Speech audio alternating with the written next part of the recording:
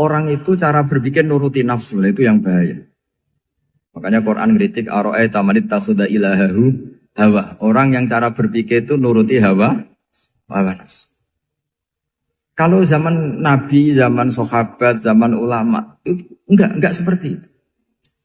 Sehingga cara berpikir itu mudah.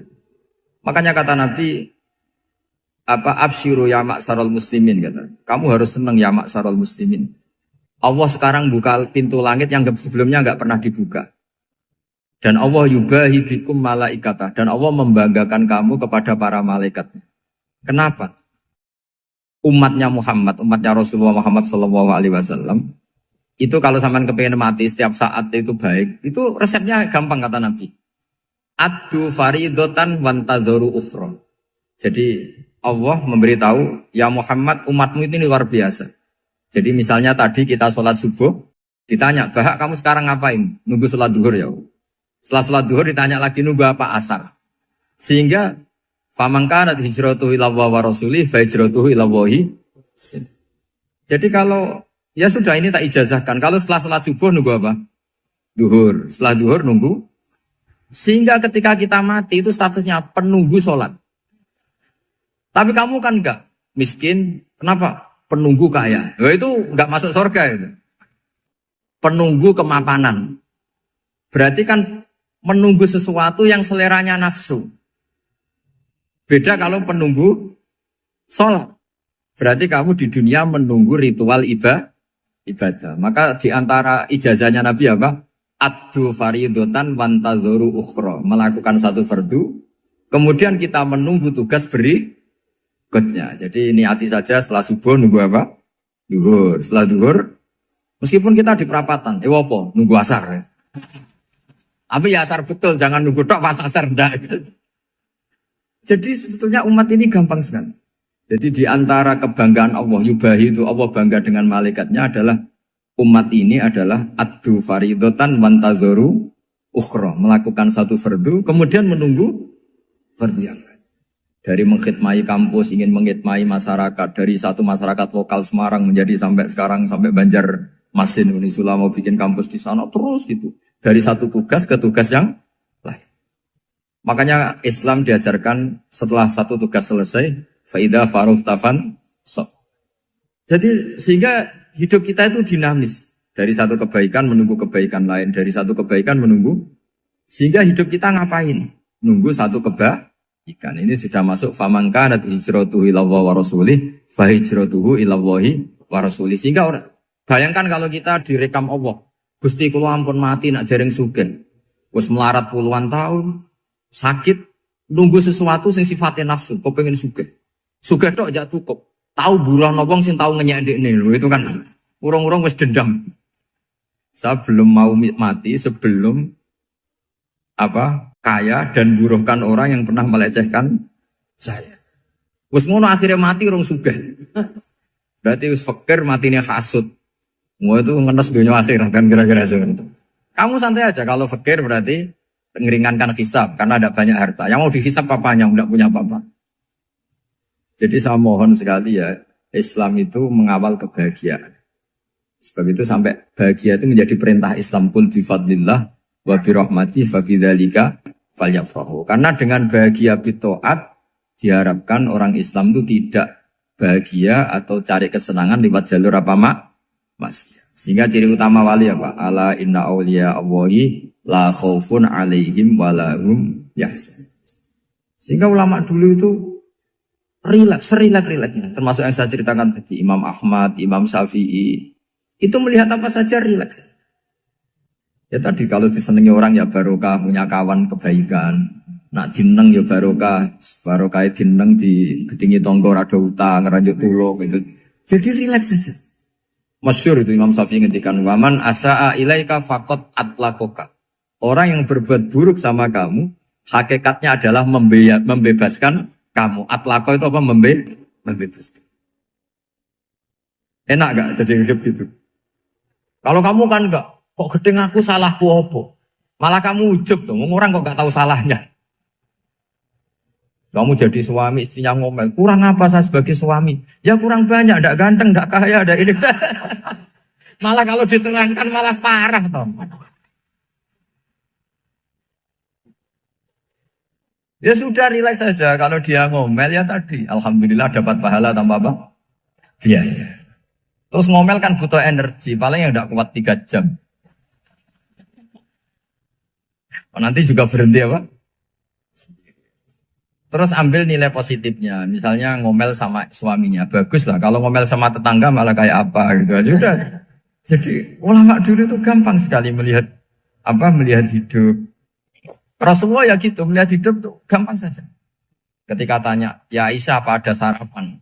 Tidak ada ya Rasulullah, ya sudah saya tak puasa. Jadi enteng saja. Kadang-kadang beliau ingin puasa, ya puasa sunat, ada sarapan nggak jadi puasa. Rileks. Nabi itu rileks. Kalau ngajari kebaikan juga rileks. Nah sekarang itu banyak orang yang karena mungkin kurang baca, Islam tuh kayak menjadi aturan yang bengis, yang repot, yang mengekang. Itu tidak seperti itu. Yuridu wa bikumul yusra wala yuridu bikumul usra. Allah menghendaki agama ini mudah. Sehingga ada sahabat di Imami Mu'ad itu baca Baqarah. Sahabat ini pekerja petani, mufarokoh ditinggal. Ketika Mu'ad lapor, ya Rasulullah ini ada orang munafik, tengah-tengah sholat mufarokoh saya ditinggal. Yang disalahin itu tidak yang ninggal tapi Mu'ad. Afattanun anta ya Mu'ad, kami itu tukang fitnah. Masa ngimami petani pakai surat Baqarah? Jadi yang disalahkan ini imamnya. Kalau kamu jadi imam, sholatnya ya yang cepat. Makanya terus banyak orang kecepatan karena tadi. Jadi Nabi itu enteng sekali. Jadi apa ya? Nabi itu beda dengan yang kita bayangkan beda. Nabi pernah ngaji di masjid, kemudian ada tetangga lewat pakai cangkul ke kebun. Semua sahabat gerutu. Ini orang tidak benar. Ada Nabi ngaji ditinggal saja ke kebun, tidak ikut ngaji. Jawabannya Nabi tidak. Itu bagus itu ikut sunnah saya. Kenapa ya Rasulullah? Dia kerjanya nyari halal. Dan untuk menghidupi keluarganya itu juga ajaran saya. Sehingga yang ngaji ya ajarannya Nabi, yang nggak ngaji karena kerja mencukupi keluarga juga ajarannya Nabi. Segampang itu. Oh, kalau kayaknya kamu kan, wes gak roh akhlak kan gitu. Nabi rileks saja naga gini. Sampai bisa lihat itu di Ihya, di bab Fadhailul Kasbi. Makanya ini penting sekali supaya orang itu berpikir Islam atau mendakwahkan Islam itu berdasar sanad ya yang muttasil yang pernah dilakukan Rasulullah SAW. Sesuatu yang dilarang Allah itu pasti madhar. Maka untuk melarang seseorang bergantung sama narkoba misalnya atau hal-hal yang bahaya pada fisik, itu satu tentu bagi ahlullah, tentu karena takut Allah. Tapi banyak masyarakat yang memang benar-benar bisa meninggalkan narkoba karena efek buruknya ganja. Bahwa itu mengakibatkan sakau, mengakibatkan tidak sadarkan diri, mengakibatkan kebangkrutan ekonomi macam-macam. Sehingga mereka benar-benar benci sama yang namanya narkoba. Jadi di antara manhajul Quran itu kalau mentakbih, memburuk-burukkan maksiat itu mesti dikritik innahu kana fahisyah. Innahu kana fahisyata wa maqta wa sa'a sabila. Innahu kana fahisyata wa sa'a sabila. Diulang beberapa kali. Sehingga dibutuhkan kecakapan untuk menganggap satu hal yang buruk itu fahsyah, sesuatu yang enggak rasional, sesuatu yang tidak positif, sesuatu yang pasti berdampak negatif. Sehingga kalau misalnya tadi dibacakan oleh Qori, kuntum khaira ummatin ukhrijat linnasi ta'muruna bil ma'ruf wa tanhauna 'anil munkar. Untuk berhenti dari kemungkaran itu satu takbihun litil kal mungkar atau litil kal mungkarat, bahwa mungkarat itu kita cap, kita stigmasi bahwa itu buruk sekali. Seperti Nabi mengajarkan pemuda tadi, masa kamu suka ibu kamu digitukin lelaki lain, putri kamu, bule kamu, bude kamu, sehingga orang ini pikirannya termindset betapa buruknya zina. Sama seperti kita sukses memindset betapa buruknya narkoba, betapa buruknya bahan-bahan terlarang. Begitu juga seterusnya terus pengkhianat dan sebagainya. Tapi problem manusia adalah dia itu akan mencari kebahagiaan atau kesenangan sesaat. Maka caranya gimana? Keinginan senang lewat maksiat ini dilawan dengan nyaman dengan taat. Saya ulang lagi, nyaman dengan taat. Sehingga ulama dulu punya kalimatul munajat, artinya kalimat hubungan pribadi sama Allah yang menjadikan orang itu nyaman. Dan ini yang diajarkan kitab-kitab tasawuf. Kitab tasawuf itu sukses mengajarkan melihat alam raya ini semuanya nyaman, termasuk yang mengecewakan. Itu dianggap nyaman. Saya berkali-kali mengajarkan ilmu ini karena ini musalsal ila Rasulillah SAW.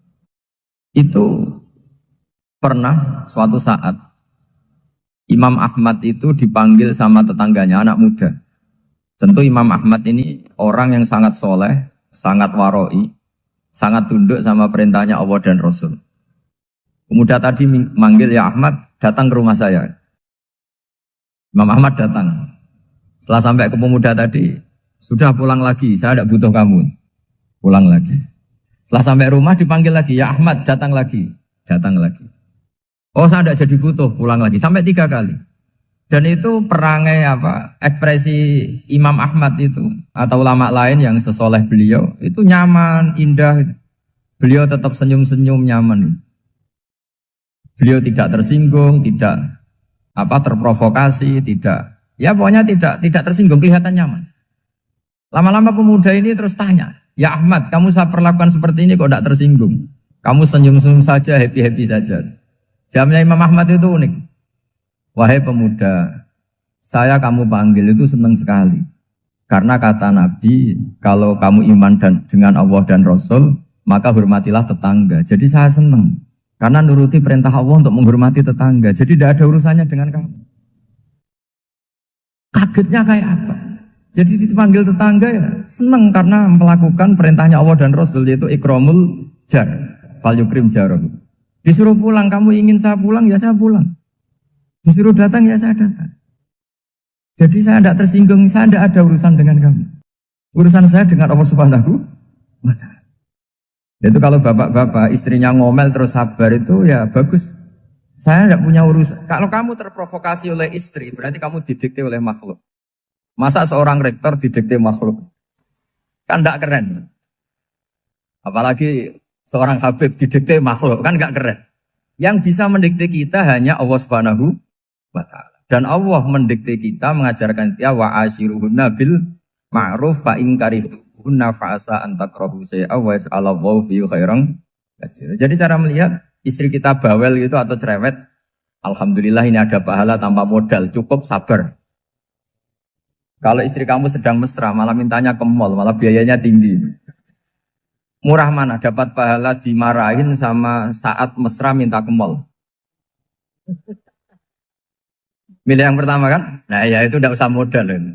Ya gitu aja. Jadi kalau istri sedang marah bawel, anggap saja ini rezeki. Dapat pahala tanpa apa? Biaya. Nah kalau pas rukun malah nantang ke mall, biayanya malah tinggi. Jadi ulama dulu itu melihat dunia itu happy. Pernah Imam Syafi'i dikasih tahu, orang yang tadi nyium tangan kamu ya, itu di rumah menghujat Anda. Jadi dia sopan hanya di depan Anda, kalau di luar menghujat Anda. Jawabnya Imam Syafi'i lucu. Ya baguslah. Yang cerita ini kaget. Kenapa bagus ya Aba Abdillah? Kalau manggil Imam Syafi'i ya Aba Abdillah. Ya berarti saya masih wibawa, di depan saya tidak berani katanya. Jadi dipandang enteng saja. Jadi kalau kamu di depan kamu istri kamu tidak berani belanja, tidak ada kamu belanja banyak, anggap saja Anda wibawa. Jadi enteng saja. Pernah Imam Syafi'i dikasih tahu, separuh dari kampung Anda itu gak suka kamu. Ya bagus lah. Kenapa? Oh nak rukun malah bakal utang katanya gitu. Kira-kira yang utang itu yang rukun apa yang neng-nengan? Yang rukun. Jadi enteng saja. Masyhur itu makalahnya Imam Syafi'i. Waman asa'a ilaika faqad atlaqaka. Orang yang berbuat buruk sama kamu berarti membebaskan kamu.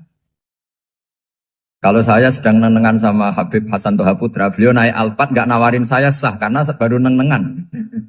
Tapi kalau sedang rukun malah harus repot mana? Rukun sama ndak rukun? Repot rukun sebetulnya. Jadi Imam Syafi'i itu happy saja. Kalau sedang rukun sama tetangga ya dianggap rukun itu satu kenikmatan. Sedang tidak rukun ya dianggap satu kenikmatan. Jadi orang dulu itu serilek itu melihat dunia. Kalau kita kan enggak, ego. Wah saya ini suami kok dimarahin istri. Wah ini egonya bangkit. Padahal egonya bangkit itu ada kebodohan di situ. Yaitu seorang rektor didikte seorang istri, seorang makhluk. Apalagi kalau Anda daftar wali itu tidak akan jadi wali. Ini wali kok tunduk sama makhluk. Karena didikte apa? Makhluk. Maka Imam Ahmad ketika tetangganya bully gitu ya santai saja, beliau happy. Ketika pemuda tadi eskal janggal. Kenapa kamu gak tersinggung ya Ahmad? Memangnya saya harus tersinggung gimana? Kan tak panggil tidak jadi, tak panggil tidak jadi. Hei pemuda, saya ini tidak punya urusan dengan kamu. Saya nuruti kamu karena perintahnya. Saya senang melakukan perintah Allah, harus berbaik sama kamu. Sampai 3 kali. Ajarkan Muhammad atau katakan Muhammad pada umatmu. Sebaiknya atau seharusnya mereka hanya gembira dengan melihat fadlnya Allah dan rahmatnya Allah. Ini harus kita pahami mulai dari konstruksi yang paling pokok, yaitu akidah. 2 ahwal. Ahwal itu 1 perilaku sosial. 3 mutammimat, sesuatu yang tidak pokok, tapi kita butuhkan dalam mengawal hidup ini. Saya beri contoh, itu sampai maksiat, itu karena cari kesenangan. Misalnya baru penat itu, ingin seneng, ada orang yang macam-macam lah, ingin melihat maksiat, apa itu pornografi, apa nyabu, apa macam-macam. Itu sebetulnya agama punya konsep yang luar biasa, yaitu seharusnya seseorang itu gembira. Gembira dengan ketaatan. Lalu pertanyaannya caranya gembira gimana? Gembira itu mudah. Jadi misalnya kamu sujud sama Allah Subhanahu wa taala. Terus cara berpikir begini. Ini sekaligus ijazah. Cara berpikir begini. Ya Allah, ini kata Sayyidina Ali, kafani izzan an akuna laka abdan wa kafani fakhron an takuna li rabban. Ya Allah, betapa sialnya saya andaikan saya jadi budak dari makhluk yang sama.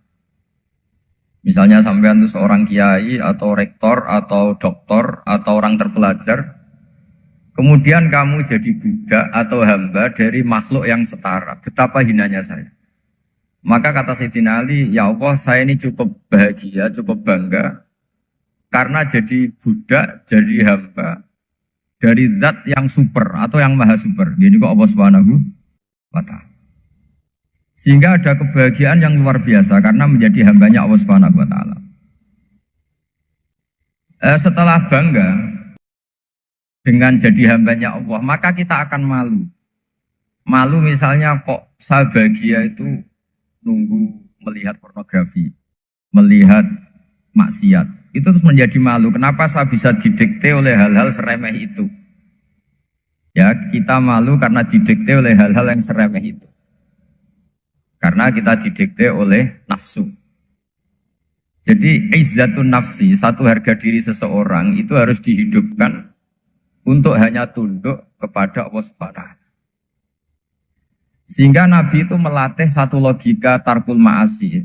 Nabi itu dulu ketika ada seorang pemuda yang ya karena mungkin pemuda ya, dia itu mau masuk Islam, tapi uniknya kata pemuda tadi, saya masuk Islam tapi asal dibolehkan bebas zina. Jadi ini agak sableng gitu. Jadi mau masuk Islam syaratnya dibolehkan apa? Zina atau free sex gitu. Karena orangnya agak hiper. Itu Nabi tidak langsung mengancam dengan neraka enggak. Ketika mau pamit gitu semua sahabat melarang. Mah itu jangan, kamu jangan suan Nabi. Itu permintaan yang enggak masuk akal. Setelah lama ditahan terjadi kegaduhan di masjid. Nabi dengar itu ada apa itu? Itu ada pemuda yang mau masuk Islam tapi yasta'dzinuhu fi zina. Tapi mereka minta izin Nabi untuk tetap boleh zina. Kata Nabi, pemuda itu suruh masuk, suruh menghadap saya. Ketika menghadap Nabi, saya ulang lagi ketika menghadap Nabi, Nabi mengajarinya itu luar biasa. Nabi tidak langsung mengancam dengan neraka atau dengan azab tunda. Tapi kata Nabi, atau hibbuhu li ummik. Kamu suka kalau ibu kamu tuh jadi demenannya orang banyak. Pondok ya Nabi, yang demen ibu saya tak bacok kan. Karena ini ya agak preman, di mana-mana orang nakal agak preman. Terus atau hibbuhu li bintik. Kamu suka kalau putri kamu ya digitukan orang-orang. Oh ya enggak Nabi, yang gitukan putri saya tak bacok. Atau hibbuhu li kholatik. Kamu suka kalau bule kamu digitukan. Atau hibbuhu li ammatik. Kamu suka kalau saudara bapak kamu digitukan. Nabi itu mengeset ya. Cara sekarang itu otak mungkin. Nabi itu meluruskan otaknya anak muda itu. Betapa buruknya zina. Cara bahasa Arab ditakbih. Betapa buruknya zina. Kamu suka kalau korbannya ibu kamu, putri kamu, bude kamu, bule kamu. Sehingga orang itu matur ya hasbuka ya Rasulullah, ini sudah cukup. Saya tidak pernah melihat sesuatu seburuk zina. Jadi fa'al qawwa fi qalbihi bughdha zina. Kemudian Allah meletakkan di hatinya, menanamkan benci zina. Sehingga akhirnya pemuda tadi menjadi iffah, menjadi menghindari zina.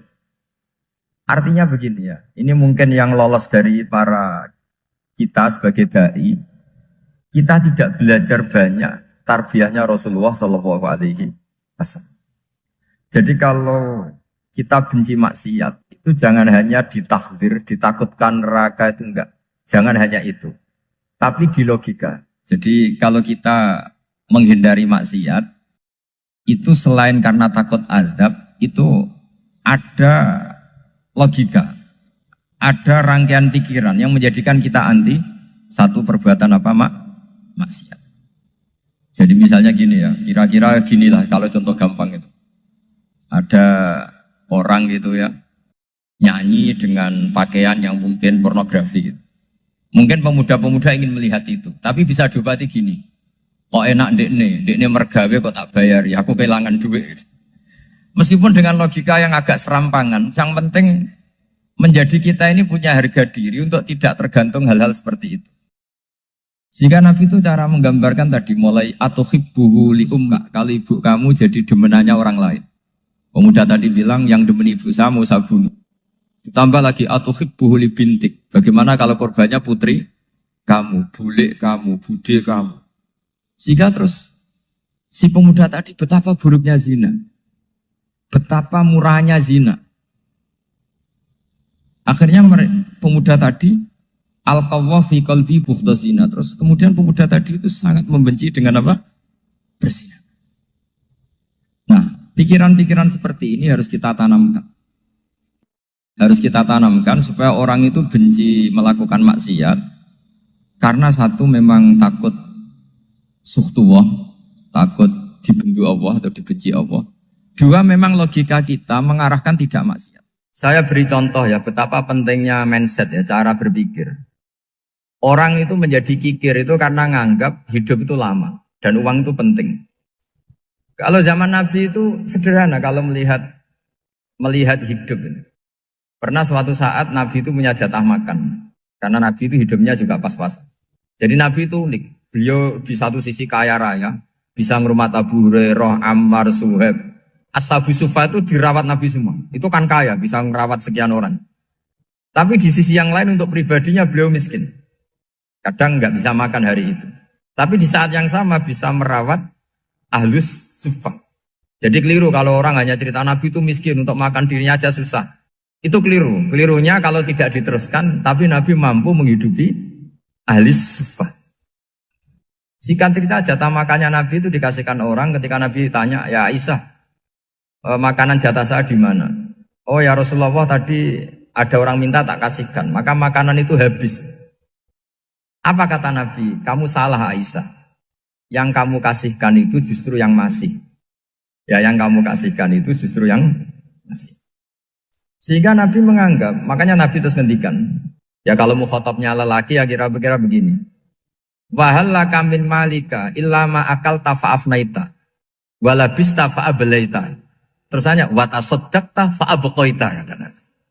Harta kamu ya kamu makan kemudian ke WC jadi kotoran atau punya pakaian mewah nanti rusak. Watasaddaqta fa'abqaita. Ada yang kamu sedekahkan yaitu yang abadi sampai akhir. Sehingga banyak pengusaha yang mencintai saya setelah tak ajari hadis itu. Misalnya punya uang 1 miliar karena dia spekulan atau pedagang rawan bangkrut, disedekahkan ke masjid 50 juta, yaitu yang abadi. Jadi kalau suatu saat bangkrut, dia masih punya uang 50 juta di akhirat. Jadi Nabi itu mengajari sedekah itu apa? Ya sedekah itu pengabadian uang. Kalau kita kan enggak, bilang sedekah itu nguras uang. Itu pikirannya setan, dan pikirannya orang Islam. Itu cara berpikir setan, bukan cara berpikir umat apa? Sehingga Sayyid Ali Zainal Abidin itu kalau ada orang minta, kemudian beliau ngasih, itu beliau bilang gini, marhaban biman hamala zati ilal akhirah. Matur nuwun nggih jenengan sing beto sangu kula nate. Jadi dianggap teller saja. Orang yang minta uang beliau itu dianggap tukang nyatet bank. Karena sudah ditabungkan. Ya sudah. Kalau kita kan enggak, wah pengemis tuh ganggu gini-gini. Kecuali pengemis profesi ya mungkin kita agak-agak enak. Karena zaman akhir tuh ada pengemis apa? Profesi. Jadi repot. Terus tak beri contoh lagi kebahagiaan ketika kita milih Islam moderat. Islam kita diajarkan guru-guru kita, utamanya oleh guru kita Mbah Maimun. Saya juga sering ketemu beberapa ulama dunia, termasuk Habib Umar. Saya juga ikut sowan ke sini pas beliau sama Habib ini Hasan Toha Putra di sini sama orang-orang moderat. Itu cara berpikir juga luar biasa indah. Beliau pernah cerita ya, beberapa ulama lah, banyak yang cerita itu. Saya pernah diceritani seorang alim ketika ada orang ekstremis itu mau ngebom di tempat maksiat. Kebetulan yang maksiat itu kebanyakan ya orang Islam. Karena di negara yang mayoritas Islam. Ditanya sama Syekh Sa'rawi. Syekh Sa'rawi itu mufassir top di mana? Mesir. Ini mau tak habisin karena mereka orang Islam kok maksiat terus. Terus ditanya sama Imam Sa'rawi. Laumatu ala khini ma'asihim aina masiruhum. Kalau mereka mati dalam keadaan maksiat, mereka kemana? Ya ilanar, mereka pasti masuk neraka. Terus ditanya sama Imam Sa'rawi, wahal masiruhum ilanar muradun nabi amla. Punya umat maksiat kemudian mati masuk neraka, itu yang diinginkan Nabi apa enggak? Ya tidak aja. Ya sudah, enggak usah dibom, ditunggu tobatnya kata. Karena kalau mati dalam keadaan itu ke neraka dan itu tidak yang diinginkan Rasulullah Sallallahu Alaihi Wasallam. Terus ekstremis ini menjadi tobat, tidak berpikir ekstremis mas. Jadi orang itu harus berpikir mindset yang baik. Meskipun kadang berpikir baik itu ya agak-agak kacau. Ada seorang wali majdud itu kalau berdoa agak kacau, tapi nggak bisa dibantah. Masyhur itu doa itu. Ini sekaligus ijazah, tapi kalau sebelum wali nggak boleh. Itu datang ke makamnya Rasulullah SAW. Terus doanya itu begini. Ya Allah, sekarang terserah engkau. Ya Allah, sekarang terserah engkau. Jika saya kamu jadikan orang soleh, jika saya engkau jadikan orang soleh, maka surra habibuk, maka kekasihmu ini senang. Yang susah musuhmu yaitu setan. Tapi kalau engkau menjadikan saya orang fasik, maka yang susah kekasihmu, yang senang musuhmu. Jadi kan punya dua pilihan itu. Wah itu kan doa tapi kayak teror itu. Ya jadi berdoa di Raudhah. Wah itu mesti mandi itu karena agak-agak maksa Tuhan itu. Ya Allah, engkau punya dua pilihan. Jika saya jadi orang soleh, maka kekasihmu ini senang. Musuhmu yang susah yaitu setan. Tapi jika saya jadi orang fasik, maka musuhmu yang senang, kekasihmu yang susah. Mohon terserah jenengan, mau menyenangkan kekasihmu, apa menyenangkan musuhmu gitu. Kira-kira gimana? Kalau tertarik boleh doa itu dipraktekkan. Tapi kayaknya kalau copy paste itu gak keren, apa? Jadi dulu orang itu muamalah sama Allah dan Rasul itu rileks. Rileks itu nyaman karena ya tadi qul bi fadlillah wa bi rahmati fa bidzalika falyafrah. Sehingga Imam Izzuddin bin Abdissalam itu ngendikan innalladzina yarmunal muhsanatil ghafilat. Di antara kebaikannya ibu-ibu atau mbak-mbak ini harus berstatus ghafilat. Perempuan-perempuan pelupa. Ghafilat itu pelupa. Pelupa dari kenikmatan maksiat sehingga mereka dengan taat. Misalnya ada ibu-ibu atau mbak-mbak atau juga bapak-bapak tahajud, kemudian nyaman dengan tahajud itu. Kira-kira terbersit enggak ingin maksiat? Enggak kan, karena sudah nyaman dengan tahajud, dengan taat. Maka dibutuhkan kenyamanan dalam beribadah. Sebab itu ala bidzikrillahi tatmainnul qulub. Makanya saya termasuk kiai yang setiap ngaji itu happy, seneng. Karena ini untuk kampanye, seneng dengan ngaji, dengan taat itu sudah luar biasa. Kayak apa kalau mereka senengnya kalau nunggu melakukan maksiat. Jadi termasuk bentuk perlawanan kita terhadap maksiat adalah usahakan kamu tuh bahagia, senang dengan taat. Istiqnas billah, mu'anasah billah, farah billah, itmi'nan tumaknina billah. Sehingga ini mencukupkan kita tidak berkebutuhan maksiat. Meskipun kita ya manusia, pasti suatu saat atau sudah pernah maksiat. Serasa diceritakan lah, itu mesti gitu. Lah orang-orang dulu itu orang yang sukses mengelola bahagia ma'allah wa billah walillah. Jika wali-wali dulu itu jadi wali itu tidak mesti karena ibadahnya banyak, itu enggak. Mereka orang yang ibadahnya itu biasa. Biasa-biasa sekali. Ulama-ulama dulu ibadahnya biasa sekali. Tapi qulubuhum ma'allah, hatinya itu ma'allah. Itu ada seorang wali itu jadi wali, Umar bin Abdul Aziz yang dikenal khamisul khulafa. Khamisul khulafa. Di luar khulafa Ar-Rasyidin 4, di antara yang soleh adalah siapa? Umar bin Abdul Aziz. Itu ketika mau meninggal, itu senangnya bukan main. Itu semuanya nangis, beliau senang. Terus tanya, kenapa kamu senang? Memangnya saya kalau mati itu kemana aja? Ila khairi madhubin ilah, ke zat terbaik. Dibang urip mbek kowe bulet atau mbek arhamur rahimin kan. Yaitu Allah Subhanahu. Jalaluddin Ar-Rumi ketika mau meninggal itu muridnya nangis semua, beliau marah. Kamu harusnya pesta karena saya mau ketemu kekasih saya, malah kamu tangisi, goblok sekali kamu katanya. Jadi orang-orang dulu itu luar biasa. Karena tadi mereka tidak ingin ketemu Allah itu dianggap problem.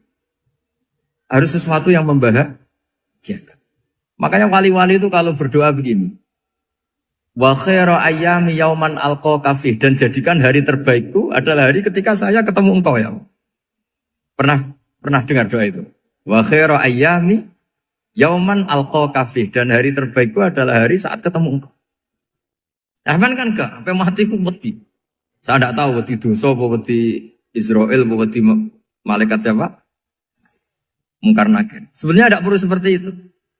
Karena cara pandang Nabi itu ini bisa dipraktekkan. Kalau kamu orang baik, mati artinya apa? Ya baik. Karena husnul khotimah. Kalau kamu orang yang buruk, itu kata Nabi, anggap saja mati itu akhir dari keburukan kamu. Nak kowe urip terus, malah maksiat terus. Maka Nabi itu kalau ngajari kita berdoa gini, Allahumma ij'alil hayata ziyadatan li fi kulli khairin wal mauta rohatan li min kulli syarri. Ya Allah, kalau saya hidup, ya anggap saja ziyadah fi kulli khairin, berpotensi nambahi kebaikan. Kalau saya mati, anggap saja ini akhir dari segala keburukan. Maka saya berkali-kali, tradisi ulama-ulama NU, ulama-ulama pesantren, ya ada hanya NU, pokoknya ulama-ulama alim, itu kalau ada orang mati, orang nakal gitu mati, ini saya gitu, itu hadirin mesti gak terima. Wapi enang itu wong wakal. Tapi dipaksa sama kiainya, saya gitu, lama-lama dipaksa. Saya gitu, padahal yang hatinya kiai, wis ra iso maksiat meneh, wis saya gitu. Karena dengan mati berarti saya sudah tidak bisa maksiat lagi. Jadi Nabi melihat hidup dan mati itu segampang itu. Kalau al-hayata ziyadatan li fi kulli khairin wal mauta rohatan li min kulli syarr. Coba kita ke depan itu kan ada potensi zina, potensi korupsi, potensi maksiat. Yang bisa menghentikan potensi itu apa coba? Mati ya, udah pintar ya. Sudah maju berarti. Berani mati? Berani. Tapi jangan di sini ngalau panitia. Artinya yang selama ini kita risau dengan kematian, dengan apa? Nabi ngajari kita tadi. Allahumma ij'alil hayata ziyadatan li fi kulli khairin wal mauta rohatan li min kulli syarr. Ya Allah, jadikan hidup ini sebagai bekal menambah kebaikan, dan suatu saat kalau saya mati, semoga itu akhir dari segala keburukan. Jadi artinya Nabi itu ngajari kita itu positif terus. Sama seperti ulamanya tadi. Nak lagi rukun mbek tonggo ya sanggep ae kanca keapian. Nak nenengan ben ra utang ngoten. Dadi pokoknya penak terus itu. Nak bojo lagi ngamuk alhamdulillah gak ngajak blonjo. Nak pas rukun ya alhamdulillah kok lagi rukun. Jadi gampang semua. Makanya ada seorang alim itu ngendikan begini, ada yang tanya. Saya tuh dulu ketika kaya, teman saya sering main ke saya. Setelah saya miskin gak ada teman-teman yang ke saya. Dikira si Habib ini kebetulan orangnya Habib itu mendukung keluhan dia. Ternyata enggak. Si orang alim itu bilang gini, malah bagus toh gitu. Kowe wis melarat buruhe wong. Ya sudah kamu miskin buruhnya orang lain. Misalnya tukang manol di pasar atau tukang becak. Kemudian teman-teman kamu datang, malah kamu malu tuh jadi tontonan. Bagus kalau mereka lupa, pas kamu miskin enggak ada yang lihat katanya. Jadi apa ya, dianggap enteng saja gitu. Akhirnya orang ini gak jadi ngeluh. Selama ini kan kita ngeluh ya, ketika miskin teman-teman gak datang. Coba kalau mereka datang pas kamu buruh bikin botol di orang lain. Mantan bos buruh, malu gak? Milih datang kepada? Nggak lah, sudah bener itu. Jadi ulama dulu itu, makanya sering baca biar tahu solusi hidup. Jadi ulama dulu itu gampang sekali melihat kehidupan itu. Gampang sekali, indah, gampang. Kebahagiaan ini pula yang harus kita latih dalam melakukan ketaatan. Tapi memang obsesi saya terbesar atau cita-cita saya terbesar memang setiap ngaji saya ingin orang mukmin semuanya itu bahagia. Dengan bahagia itu mereka tidak neko-neko ingin mencari kebahagiaan lewat jalur apa maksiat. Sehingga dalam konstitusi ulama yang ditulis di kitab-kitab usul fikih, dan itu kitab yang saya kaji, selalu saya kaji, itu membela-bela sesuatu yang mubah itu sampai luar biasa. Karena melihat mubah itu, misalnya Anda tidur itu berstatus mubah. Anda bermain catur berstatus mubah. Anda rileks sama teman jagungan semalam dengan teman rektor atau dosen atau yayasan itu, melihatnya bukan mubah tapi tarkul maksiyah.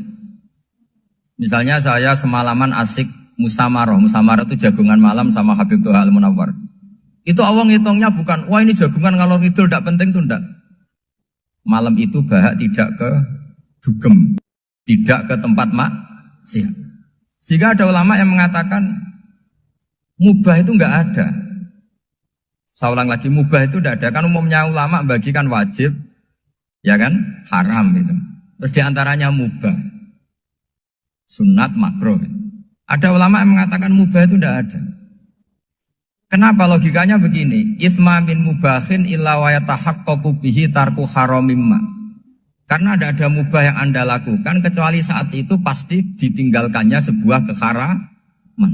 Misalnya Anda sedang jagungan sama istri di luar, di rumah, asik di rumah semalaman. Mungkin bahas hal-hal yang ringan. Mungkin melihat sinetron atau apa yang ringan. Tapi di situ terjadi Anda meninggalkan ke tempat-tempat maksiat. Sekarang ninggal maksiat itu wajib apa mubah? Wajib. Padahal Anda sedang melakukan mubah. Nah itu dicatat oleh Allah itu tarkul haram, meninggalkan keharam. Jika masyhur dalam cerita wali-wali itu, Abu Yazid yang seperti itu ibadahnya pernah tanya, ya Allah lalu yang makomnya orang seperti saya siapa? Karena beliau semalaman ibadah terus. Sama Allah dijawab, ya yang tidur di pinggir kamu itu.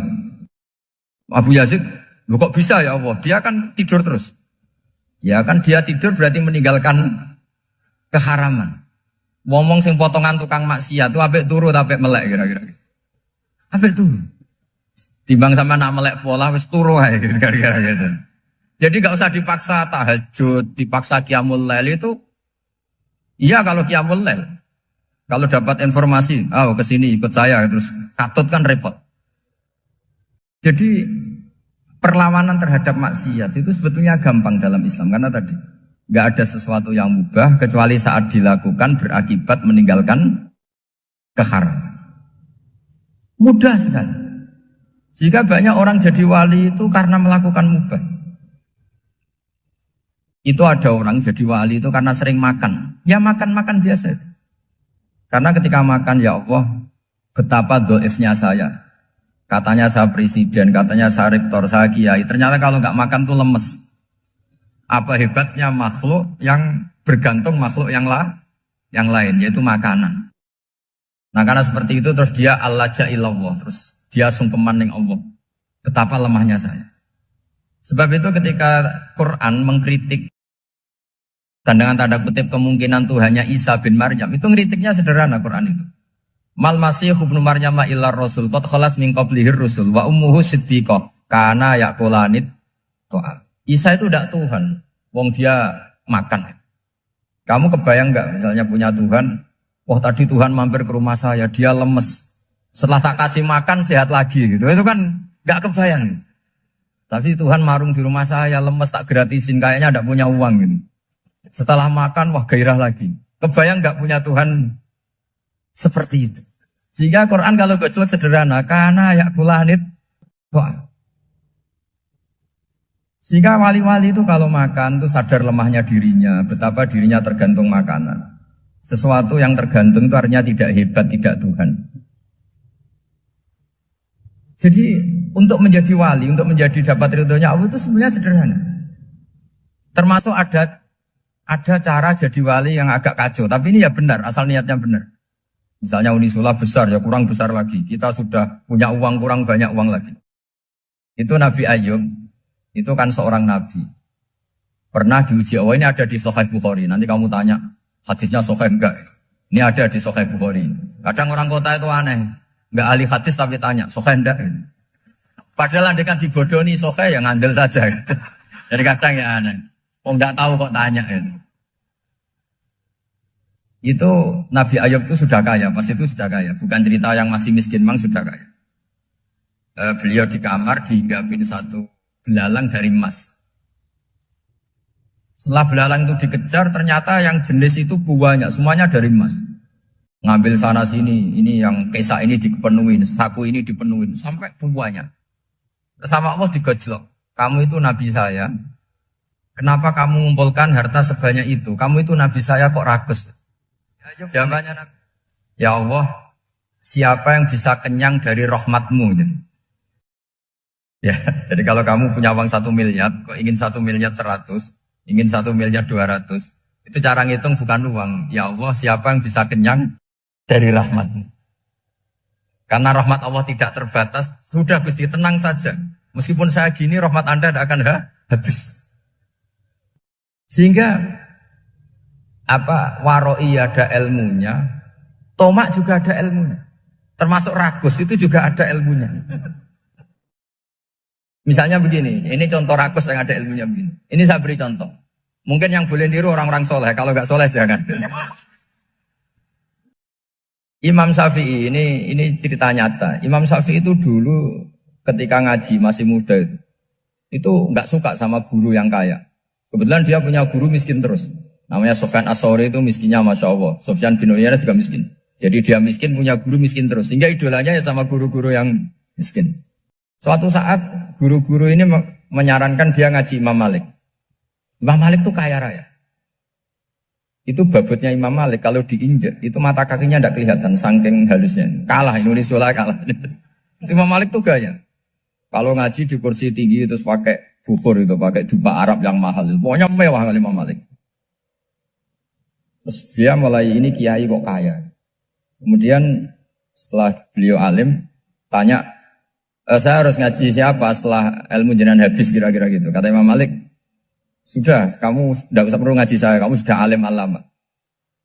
Terus Imam Malik datang ke Baki. Zaman itu Baki itu semacam kayak rentalan ya, semacam Grab lah kalau dulu itu. Mana kafilah yang mau ke Irak? Ya sudah terus. Oh kita mau ke Irak. Ini antar ke Muhammad bin Hasan As-Syaibani. Itu dibiayai sama Imam Malik. Grabnya ya dibayarin, itu kafilahnya itu ya dibayarin. Imam Syafi'i disangoni surrotan min dhahabin. Jadi satu kepes uang dikasihkan. Itu pernah tak hitung semurah-murahnya itu sekitar 60 juta. Imam Syafi'i mulai mikir, kiai yang saya kritik lomo, sing kiai miskin tak puji, gak pernah ngamal kan, tentu orang miskin. Setelah datang ke Muhammad bin Hasan As-Syaibani, beliau itu pakar usul fikih, muridnya Abu Hanifah. Beliau al-usuli, pakar usul fikih. Itu Muhammad bin Hasan As-Syaibani itu kalau ngitung emas, itu di ruang tamu.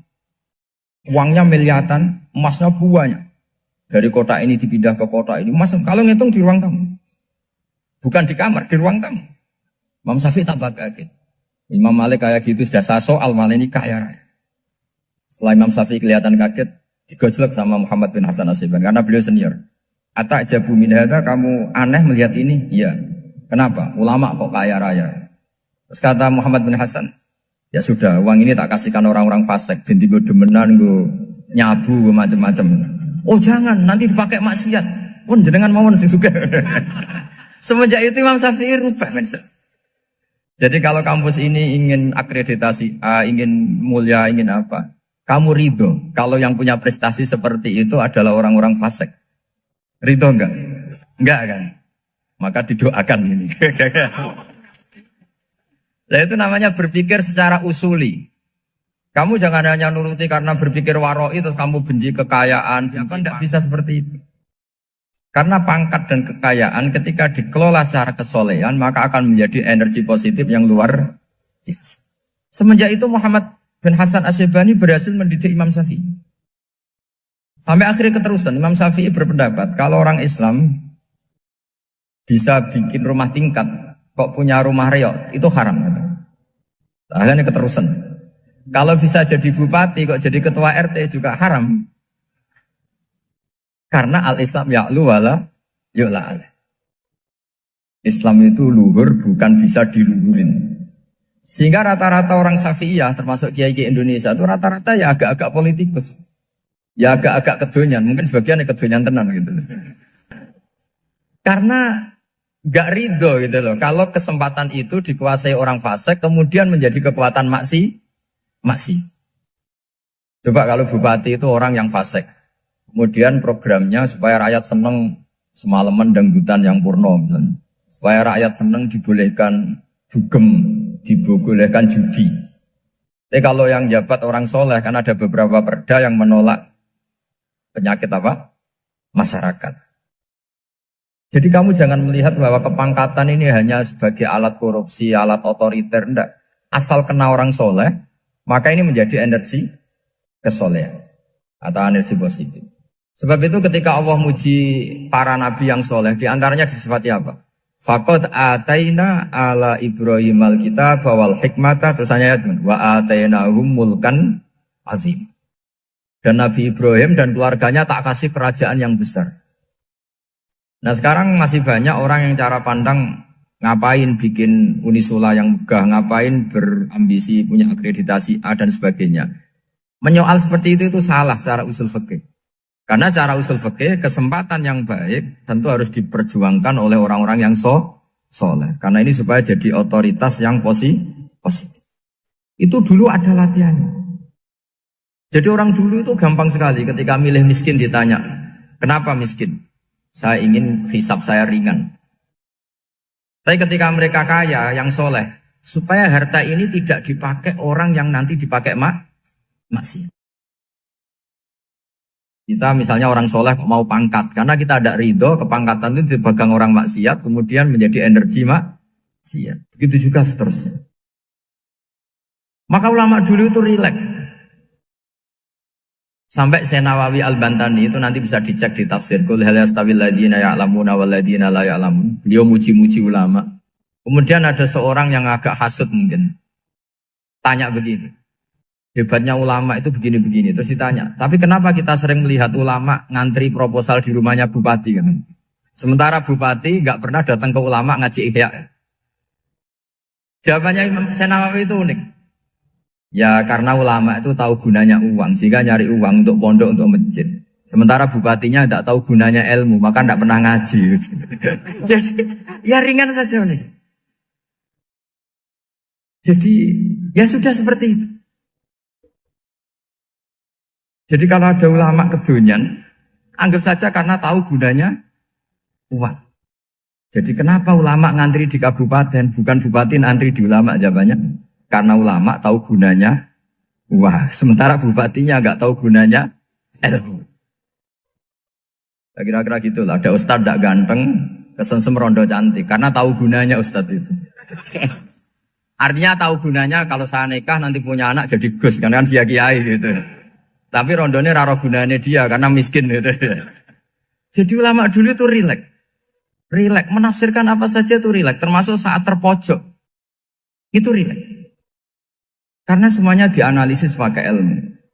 Sehingga ciri utama wali itu apa? Ala inna awliya Allahi la khaufun alaihim walahum yahzanun. Enggak ada rasa takut, enggak ada rasa gampang. Karena melihat sesuatu itu gampang saja. Saya ulang lagi, melihat sesuatu itu gampang saja, ringan. Oke, semoga barokah. Assalamualaikum warahmatullahi wabarakatuh.